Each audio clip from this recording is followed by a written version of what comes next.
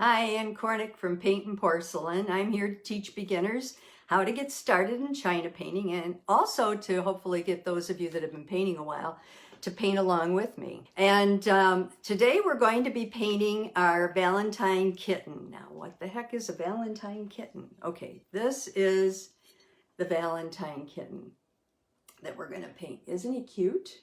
I found this picture on the internet. I just love it. I thought the little Valentine tie was so cute. I just thought he would be a perfect subject for us to paint. Now, of course, today, you really don't have that picture in front of you. I do while I'm painting it. So you might want to just watch me paint, and then maybe tomorrow or the next day, you might want to sit down, and because I will post the first fire so you can see it, and then you'll have something to work from. I don't always do the studies until I'm done with my lives, because sometimes I say things in the lives or add things to what I was going to do originally, and I want to make sure my final study reflects the lives so that you can follow through with both the live and the YouTube when we're done. I'm hoping to have it done right after we get done with the kitten. But in the meantime, I will post the first fire tomorrow so you can see what the kitten will look like, and that way you can work from it. I know we have some people who are going to be watching who have never watched before, and so I kind of wanted to show them exactly how we start a piece. So in order to get the tracing on your china, you're going to take, and I know for some of you this is old hat, but please bear with me. You're going to take Saral wrap, S-A-R-A-L. It's a Saral wrap, Saral transfer paper. It's a wax-free transfer paper. You can buy it at, I think, like Hobby Lobby, Joann's, but you can also get it at Dick Blick online. And this paper comes with a dark side and a light side. And the light side, the dark side you put down on your piece, and then you put your line drawing over it, and you trace.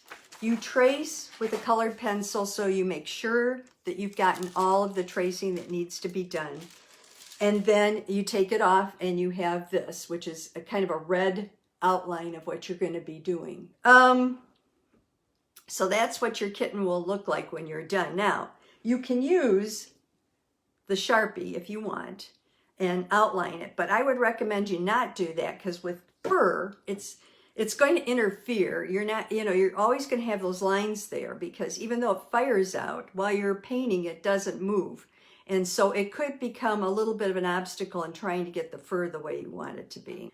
Okay, the colors we're going to use today are, we're going to use auburn. Now, if you don't have auburn, a light brown is fine. Whatever dark brown you have, I'm using rich brown. This is baker's brown. It's kind of the same as pecan or dark yellow brown if you have it. But that's the basic color of the fur on this animal. It's a butterscotchy colored kitty. And then I'm using, this is a flesh glow that I have. It's a portrait paint. But if you don't have that, use Persian if you have it. If you don't have that, use Pompadour for the ears and the pinks. As long as you do it lightly, it'll come out fine. I'm using black. A gray, whatever gray you have. This is Ashes of Roses. Any gray that you have, if not, mix it, your black and white, and get yourself a gray. This is carnation, so a red. It can be blood red, it can be Persian red, it can be Pompadour. It's for the hearts on his little bow tie. Old ochre I'm using for the eyes because they're golden. If you don't have ochre, you can do the eyes in a yellow brown. It'll look fine. And I just added, and it's not labeled, Southwest brown, which is really kind of an orange, because some of the fur is a little orangey now. It's more red than orange. So what I would say is, if you don't have a nice orange that you can add, and I didn't put that in the original colors, then just take a little of your, whatever you're going to use for your red on your bow tie, and mix it in with your yellow brown, and you'll get the same effect. So as you can see, you don't have to have every color I have. So once again, before I put you down, I just want to show you what we're aiming for. This is the kitty. This is, oops, there he is. That's the kitty, and that's what he'll look like when we're done.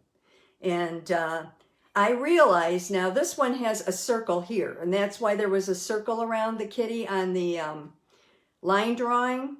But the piece that I'm painting on today does not have that circle. So it will be interesting to see. I have to somehow, with the background, kind of fade it out into the colors that I'm going to be using in the background, and we'll have to see how that goes. For my background, I want like a portrait background. Have you ever seen one? Portrait background, see the background on here? It's that smooth background, that funny portrait background that's kind of misty. That's what I want for this, because basically it's a portrait. And so what I'm going to do is what we call rouging. It's using, in this case, your finger, and I'm just dipping it right into my auburn, and I'm going to start and smear it around. Hard, huh? Anybody should be able to do this. You don't want to get too much into your lines, because that will mess those up. But now, in this case, I don't have that border on here. And so I'm going to have to rouge all the way around. I'm going to rouge and do it with it fading out if I can. And you can. You're using that part of your finger. And you're just going around and, oops, that's a little heavy. That's okay. You can take it off and put it somewhere else and get going. There you go. Here, we'll just go down here. Use another finger if it gets too heavy, and that will help soften it up. But see how it gives you that nice, even background? And since it's all the same color, rouging works perfect for this, I think. Gives you that cloudy effect behind him. Okay, and this is auburn that I'm doing it with. And I'm just making circles with the base of my hand. That part of my finger, I guess. So I'm still going around and doing this all the way around, only because I don't have the circle on here like I did on the other piece that I used. So if you have a circle, by all means, just do it within the circle, but I think this is going to work fine. Okay, now, after you get the first part done, wipe off your finger real well. Make sure you wash your hands after you're done painting. And if you need to, you can use this kind of an eraser. It has a nice little section here, and you can just pat. I always forget, you should just pat and get out any areas where it's like here, where it's a little too hot, a little too much paint, or it doesn't blend well. Let me add a little here. There we go. Got something on there, I'll fix that later. Okay, so that's the background. And as you can see, it's going to give him that kind of portrait background that we want. Now, you have another fire, so if you don't get it quite right on this fire, just get it smooth. That's all you really want to do. Okay, now you can always put more color on. So what I would say is, you know, if you need to pat it out as it gets closer to the edge, that's fine. And you can continue to do that until you get it where exactly the way you want it. Now I'm going to use my number 10, my normal number 10. And I'm going to take what is my flesh globe, but could be your Persian or your pompadour. And I'm going to just do his little ears. Now, this particular cat has like almost like a white line that goes up this way and down this way on each ear, on the outside of the ear. So I'm going to concentrate my color on the inside of the ear. Oops, hang on. For some reason, not getting a real good, there we go. Okay. And you want a lot of the color at the base, so it defines the base of the ear. Are we close enough? Can you guys see what I'm doing? It kind of looks like you can. And then I'm going to come back up on this side. That's one ear.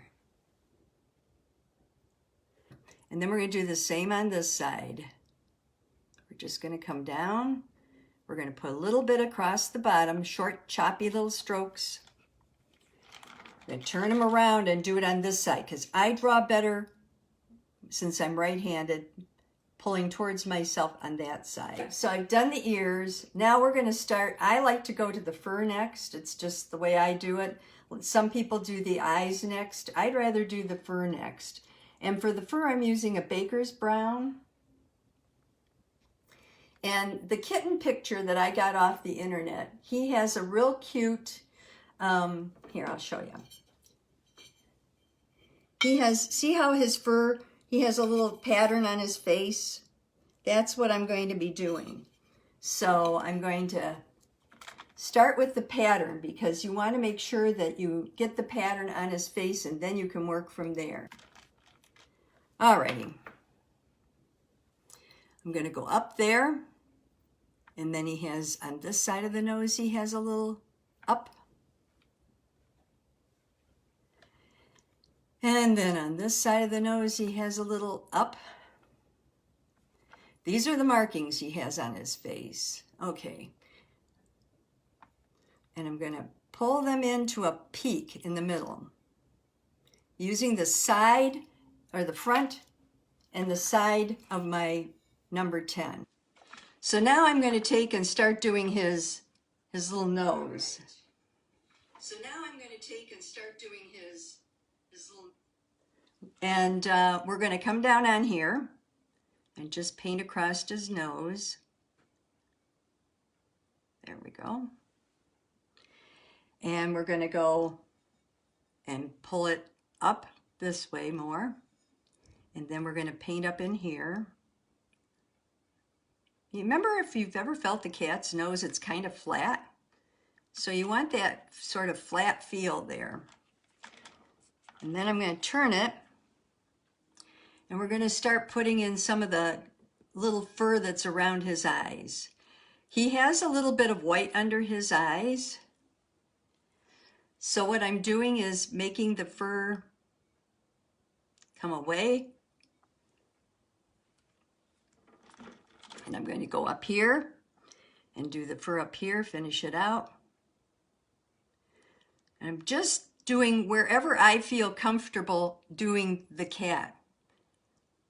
Now, this is the way I do my fur. I pull from the center up and out into the background a little bit. And remember last week I said this is one of those things that's not easy for me to explain to people. Well, now you can see why. I can paint a kitten, but it's not always the easiest thing to explain to someone how to paint a kitten. Now I'm coming down on these sides and just putting in a little fur just to give him the fur color he needs. And then I'm going to start playing with the fur to make it look a little more fur-ish. And this color here needs to be a little darker. So I'm making it darker there, darker there, darker there, darker there. Okay. Now I'm going to spin them around. And I'm just going to start feathering real lightly. Trying to get that fur-like feel. Trying to pull it out into the background, up into his ears. Let's add a little more color over on this side. He has a little more color over on this side. And a little more color down the side of his face here.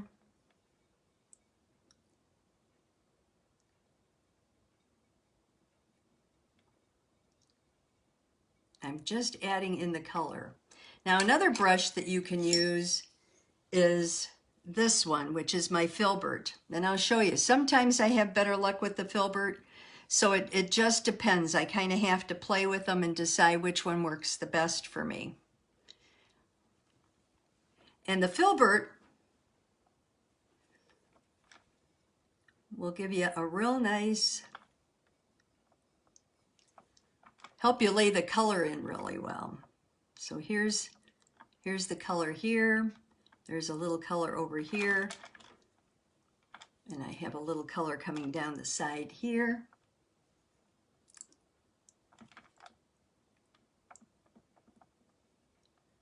And because the filbert has a rounded, irregular edge, it kind of puts the color on a little more like fur. Okay, and then I'm going to put a little color down here. And he has a little color over in here. Alrighty. And he has a little color down on his chin. Okay. Now I'm going to pat my brush and I'm just going to start and feather. This is the first coat. Now, if any of you have recommendations for better ways to do the fur, please let me know. I just feather up.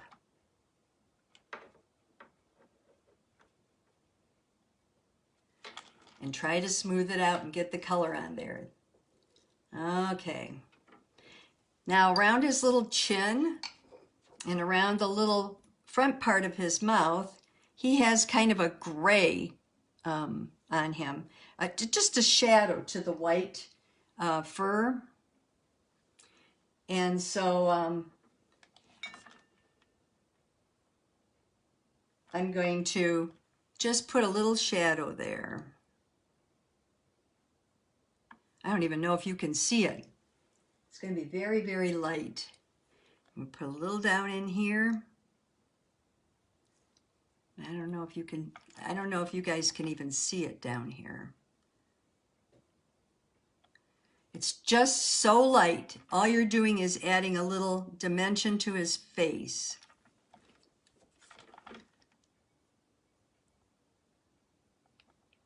Now I'm going in and just wiping off where I don't want that. And I'll go up here and add a little up in here.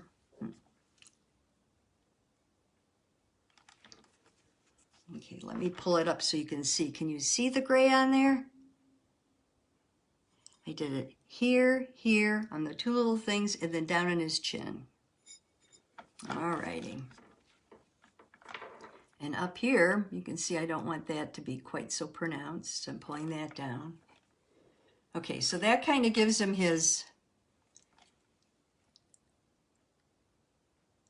look. Let me go back up here, and I'm just going to add a little more depth to the markings because we really want those markings to stand out. And I lost the one on this side.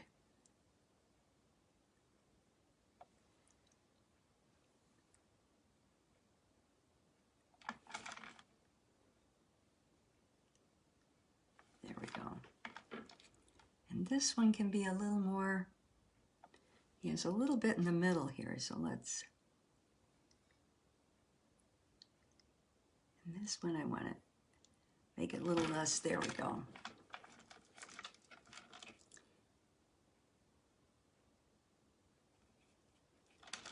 Just so the markings are there so that you know that they're there.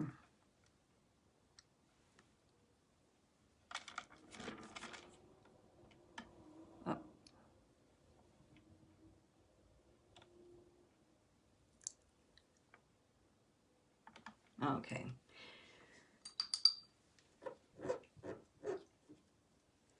Now I'm doing everything super light on this version because what I don't want to do is make it too dark and then not be able to work with it next time. I'm just laying in basically the undercoat on the fur. There we go. Then you take your Pico-Pay, and he has a little bit of fur coming out of his ears. And so I'm going to draw the fur, the little whiskers that come out of his ears. And do the same on the other side.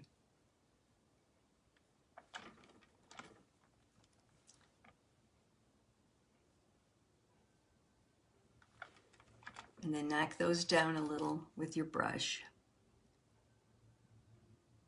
just so they aren't so harsh. Okay, we're going to do his... Okay. Now we're going to do the little pink nose.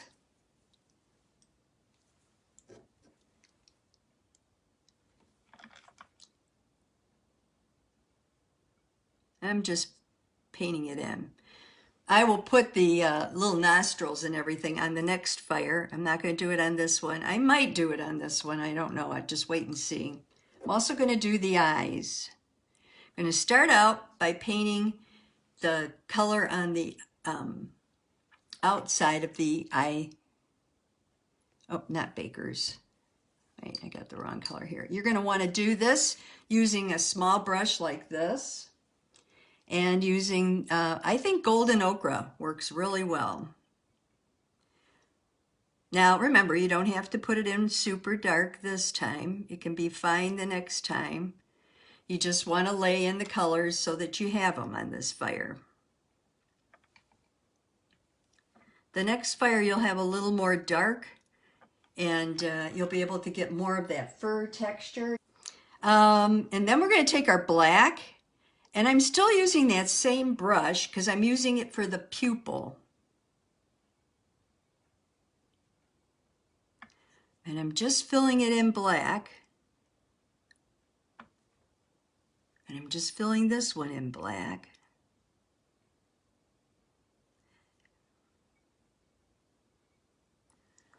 And then I'm going to take my Picopae and I'm going to add that little highlight that you see in the kitty's eye. There. And there. See what a difference that makes? Yeah, it's amazing. Okay, now the rest of this I'm going to outline in black. His eyes, his nose, and his mouth. In fact, I'm almost trying to sketch the line in.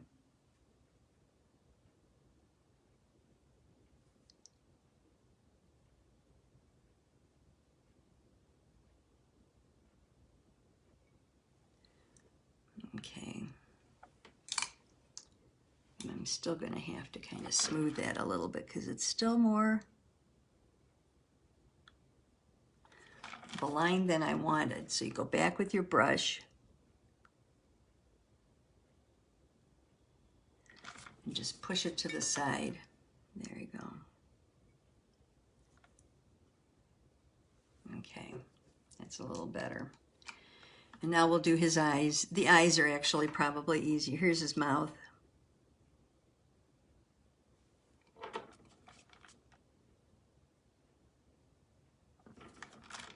Okay, and we're going to do his eyes.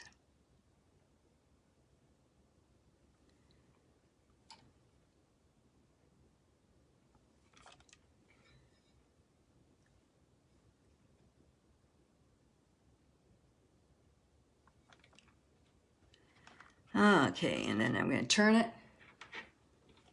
Yeah, it's still within, okay. And then you're going to take and we're going to fill in these little sections on either side with a little black. Now, if it's not super black on this time, that's okay. You can make it super black on next time. But you want to at least get it filled in this time. The second layer will make it darker next time. And I think I was right to use my skinniest little guy here.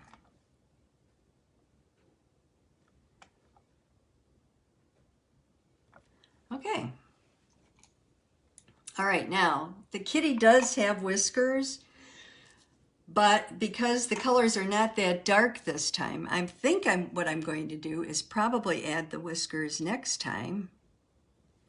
I'm going to make sure though, on this particular kitty, he has a white around his eyes, and so I want to kind of get that white back, so I'm just going to take and clean my brush and just pull a little bit of the color away from his eyes down underneath and on top to mimic the kitty I'm looking at.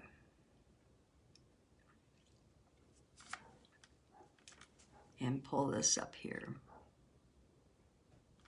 Okay. So that's basic colors blocked in there. I think I want a little more down in here. Yep. Okay. Now I'm going to do his fur down here. And I'm going to start with the darkest fur. It's on this side. It's here. Kind of casts a little shadow. And a slight shadow under here. Okay. And on this side, oh, am I going out of the frame? Yep, I am. Let me pull it down a little. It's here.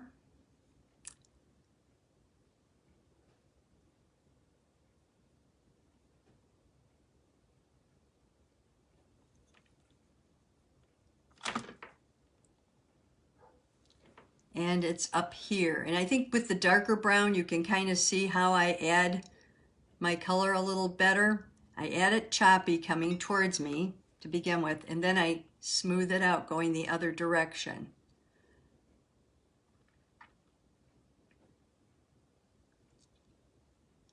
And I kind of use this part of this brush when I'm adding the color. Then I go back and turn it over and I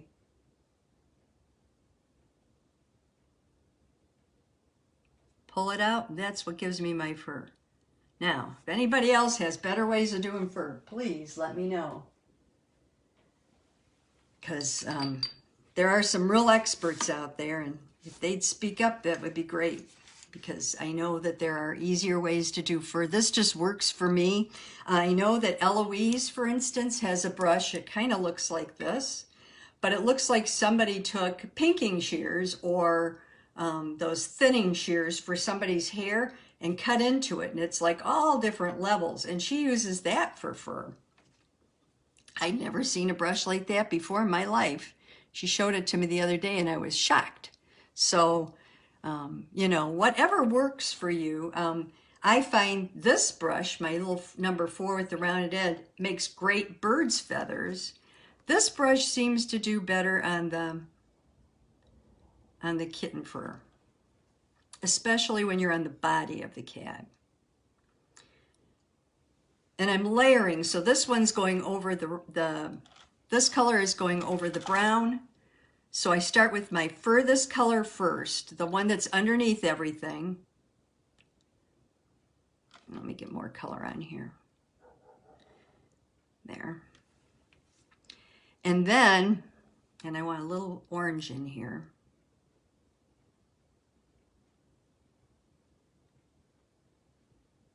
I'm just patting it in this time. And then I just pull it. Oh, too close.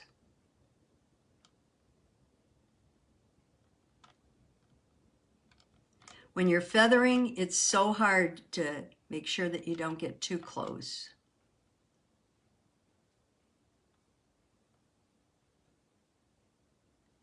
Practice on the back of your hand.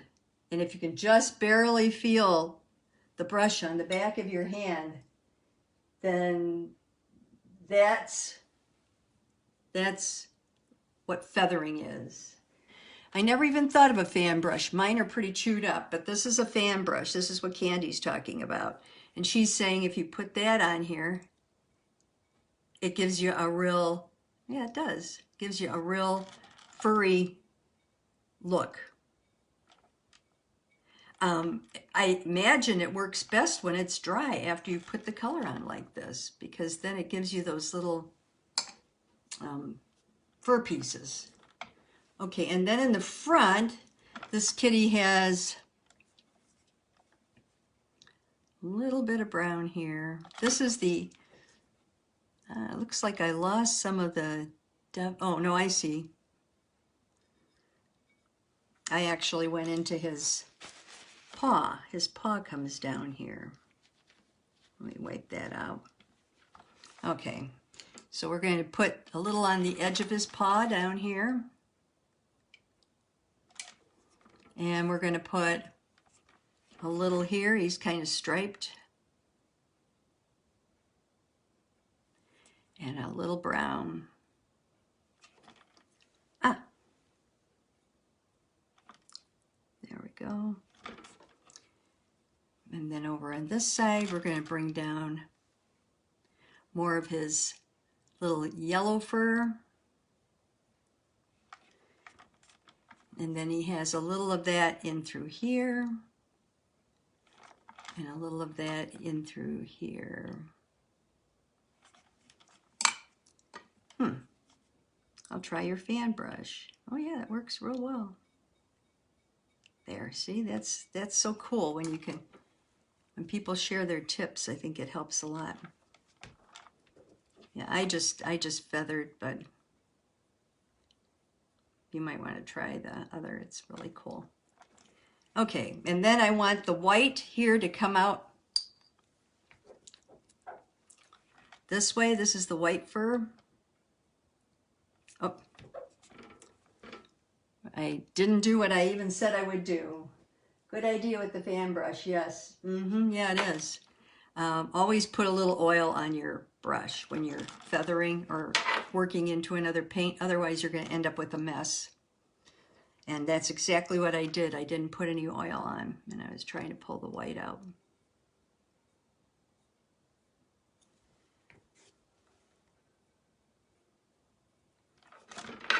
And then pull it back. There we go. Pull it out a little here and pull it back. Okay, so that gives us our basics. Now, on my original cat, the circle ran right around here, so he's kind of fading off into nothing, but it will work. Now, we still have the little bow tie, and that's pretty simple for anybody that wants to do it. You can also use this and just do this and get a little bit of fur feeling there. So now I'm going to take with the tie, I'm going to get my, I'm just going to use my gray now on my itty bitty brush, my little liner, and I'm just going to outline this little tie. Well, I need a little more oil. And do it here. Just so I have an outline to work from next time. Because I can't see with the red on here how heavy this is. It's not cooperating with me. There we go. And over here. Just pull it down a little and down a little.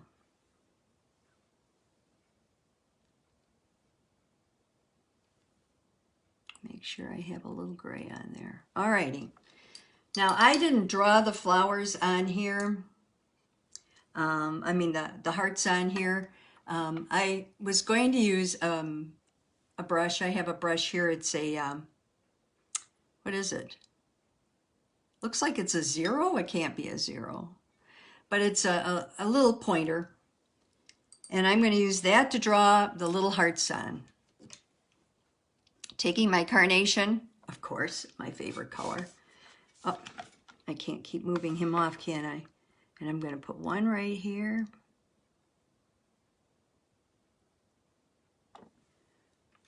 And then you just go and you can put the bottoms up here.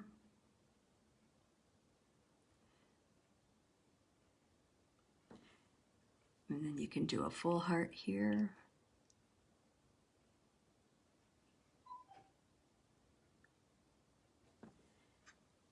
Maybe a half heart over here.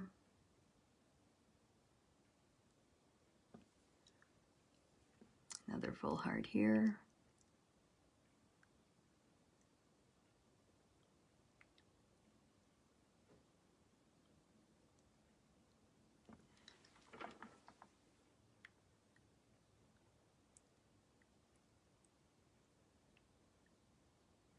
And just paint them in.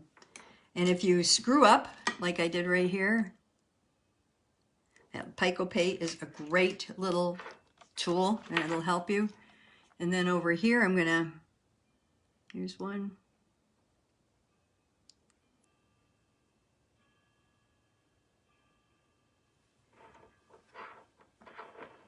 And then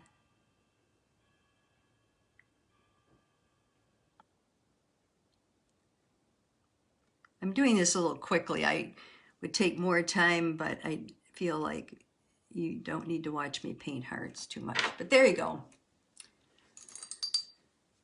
Okay. So there's our Mr. Kitten. That's the first fire, basically. I'm glad you joined me this time. Next week we'll do the second fire. Pick up those brushes, keep painting, and I will see you next time. I hope you enjoyed the program, and I hope you'll take a minute to subscribe so that other people can learn more about China painting and we can get the word out to more people. You also can look at the links below. My paintandporcelain.com website has a lot of freebies and printables for new and experienced painters, as well as studies, supplies, and even some of my hand-painted china. So thank you again, and I'll see you next time.